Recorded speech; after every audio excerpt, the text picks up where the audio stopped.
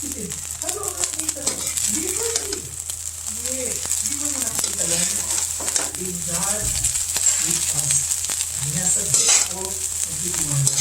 Sa tuwing makakita ako ng ganyan pera o barya. Bye. Nangkan? Okay, ingat. Pagtitiwala sa Diyos. Kaya isang paalala sa akin, tumawag sa akin. Na ano mo diba? Parang hindi mo pala, kasi really worth it na parang tuloy sa yes, a life of trust in God is worth living for. Alam sa maraming tao, yun ang nakalimutan nila. Yung gusto natin ang buhay na walang kapisisiyan, tama ko? Ang tanging buhay na walang worth living for ay buhay ko nung nagsitiwala ako sa Diyos. Kaya nga ako nagsasabi natin ay tungkol sa mga Bible characters na nagpakita ko ng halimbawa na paano ko magtiwala sa Diyos. At alam mo, hinahangat ng Panginoon ay ito'y mabuhay na meron itong kabuluhan, mabuhay na may kadahilanan, mabuhay na may kasaganahan. Kasabi ng Lord, I came that they might have life and might have it abundantly. Ang sama ng buhay na gano'n, wala kang pagsisisihan. May pagkatapos ka na lang sa buhay ko, paano Lord, thank you for this life. And yun ang ating naman, our life that's really worth living for, and you will finish well.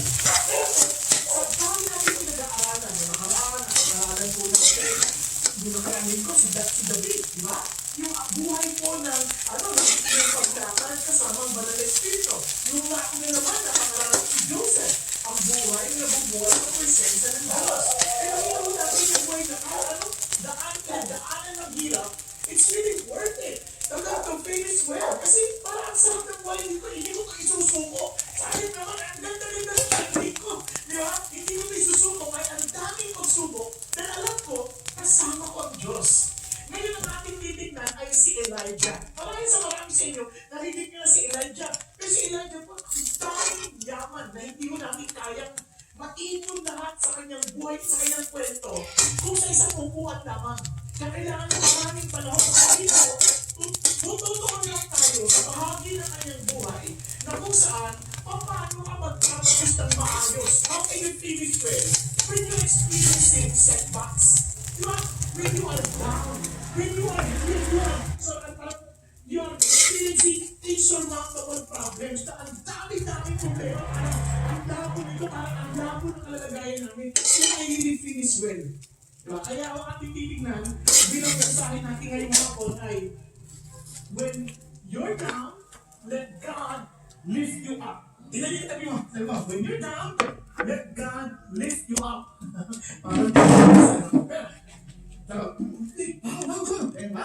Let God lift you up. Now, bakit po importante ito? Nasa buhay ni Elijah, itong tatlong bagay itingnan natin.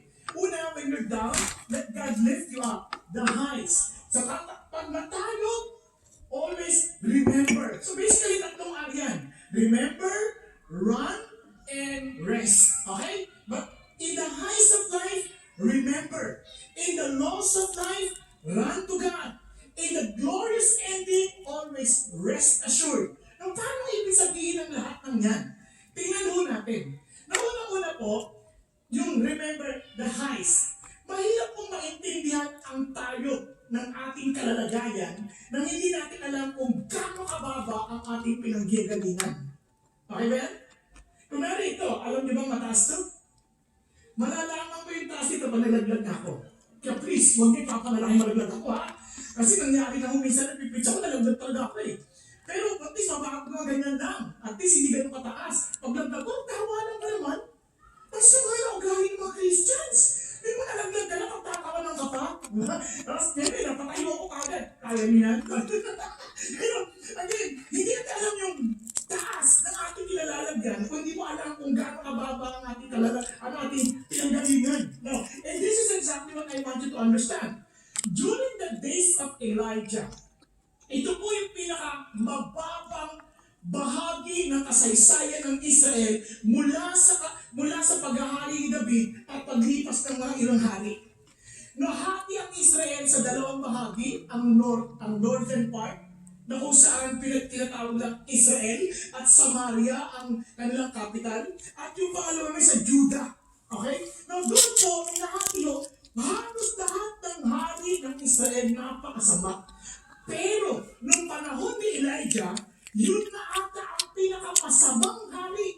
Kaya sabi sa first Kings, sabi Ahab, sabi po kasi yung hari, at ang asawa niya ay bruha. Talagang bruha, pag binasa niyo yung Kings, naku makikita niyo napakasama na ugali itong babae ito. Ang pangalan niya ay Jezebel.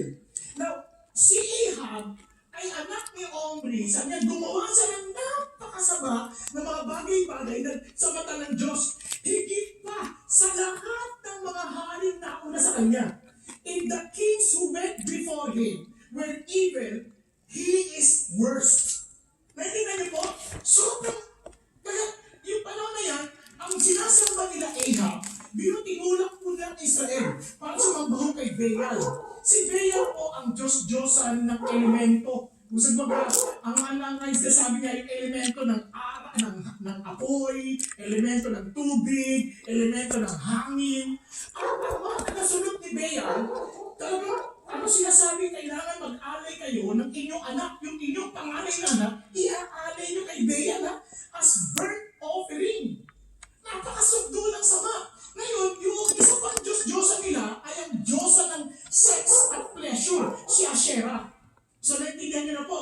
So, sabi ng Bible, kung naalala nyo sa Psalm 115, meron kayong Diyos-Diyosa na may matang hindi nakakakita, tengang hindi nakakarinig, kamay na hindi nakakaabot, paang hindi nakakalakad. Sabi niya, ang mga sumasamba dyan ay magiging katulad nila. So, the point is this, kung ano yung sinasamba ninyo, sabi kayo, yun ang magiging katulad natin. Pero kung ano sinasamba natin, yun ang ating magiging kaparehas. Kaya, if they are serving the goddess of sex and violence, ano palagay yung kalalagayan ng Israel? Ang gulo. Tapos, sinasamba na wala silang tubig. Wala silang, ang gulo-gulo ng kanilang sitwasyon. So, they were at their lowest point. Nagkakaibigan. Ngayon, itong samahin itong si Ahab at si Jezebel, hindi ko nagtayo ang Diyos ng army against the regime. Hindi siya nagtayo, hindi siya nagpawelga ng mga, naghanap po siya ng ordinaryong tao, pero nakakagulat, itong tao na to, sobrang siya po ang pinakamaraming beses na nabanggit na Old Testament prophet sa New Testament. Siya po ay si Elijah. Napag-isipan nyo, sa dalawang tao, dahil ito mo sa kasaysayan ng katauhan, dalawa lang ang hindi namatay. Okay? Si Jesus namatay, pero nabuhay magmuli. Si Elijah at si Enoch hindi namatay. Si Elijah isa doon. At isa pang nakakagulat, ito si Elijah, dalawa lang din na doon sa Mount of Transfiguration na makikita ninyo, si Moses representing the law, and Elijah representing the prophets of the Old Testament. Nandun din siya. Saan sila tumawa to? At bago magtapos ng Old Testament sa Malakay, ano sabi naman? There would be an Elijah who would come to prepare the way of the Messiah. Amazing, no? And alam nyo, yan po ay sa katauhan na ginawa ni John the Baptist. Now, nung si Jesus Christ nagtanong, ano siya sabi ng tao tungkol sa akin? Ang ilan sa kanya sabi, you are Elijah. In other words, itong tao na to, medyo kakaiba to. He made a mark in human history. Okay po? Now, pero alam niyo po ba kung anong klaseng tao siya? Sabi ni James, tingnan niyo ang ganda-ganda sabi ni James, Elijah was a man with a nature like ours. Sa panahon ng bagsak, hindi naghahanap ang Diyos ng Superman o Superwoman. Ang kailangan niya ay taong tulad mo at okay? Sabi mo sa tabi mo, hinahanap ng Lord ang kaparehas mo. Oo, kaparehas mo. Inaantok din, pag nakikinig ng message, nakakatulog din, ganyan, kapareho natin. Walang pinagkaiba, hindi naman niya parang laging busy, hindi. Yan ay kapareho natin na nawawala rin tayo sa ating mga sarili. At kanina, nakikinig niya parang ang liwanag ka. Mamaya konti, bula na ako, malit na, ganyan na. Tapos, wala na. Nangyayari din sa kanya yun. Kapareho din ni Elijah. Pero surprisingly, pareho ng nature natin. At sabi, and we pray earnestly na hindi umulan. Ganon si Elijah. Itong Elijah na hinanap ng Diyos. Ito yung Elijah na tatayo laban sa kasamaan, laban sa mapagpalira na pananampalatayang tulad ni Ahab. Yan ang klaseng hinanap ng Diyos, ordinaryo lang. Na tingnan niyo po mabuti ha, hindi kaila sa atin na ang ating sitwasyon ay ganun din. Sa kasaysayan ng katauhan, hindi biro ang ating pinagdadaanan. Kung aware kayo sa mga nangyayari sa ating paligid, hindi yun nakakatuwa. Pag-isipan nyo na lamang po, ang mga headlines. Sa bansang Pilipinas na lamang, for example, may Chinese aggression. Hindi naman kaila sa inyo yan. Yung mga balita ng mga nakakatapatan ng Coast Guard, na napakalit ng barko ng ating mga Coast Guard laban sa mga Coast Guard ng mga Chino, na sinasabing lumayas kayo dito, samantalang dagat natin yun. Naloko ninyo? So may tayo na hinaharap. Hindi lang yun, may world medical dictatorship. Mayroong COVID-19 pandemic. Hindi lang, mayroon ng vaccine imposition. Pinipilit ang tao magpabakuna. Hindi ko sinasabing masama o mabuti ang bakuna. Sinasabi ko lamang, pinipilit na parang aalisin pa karapatan natin magdesisyon kung magpapabakuna o hindi. Nandiyan dyan na yung mga abortion bill. Nandiyan na pinag-uusapan yung divorce bill. Nandiyan na yung ibang uri ng bill na hindi makatarungan. Mga issue ng artificial intelligence, issue ng genetic modified organism. Di ba? Andiyan na yung issue ng Sogi, andiyan na yung Satan worship, andiyan na yung New World Order. Ang dami na nangyayari. Iba sa atin hindi na aware. Economically, physically, socially, spiritually, ang dami ng hamon.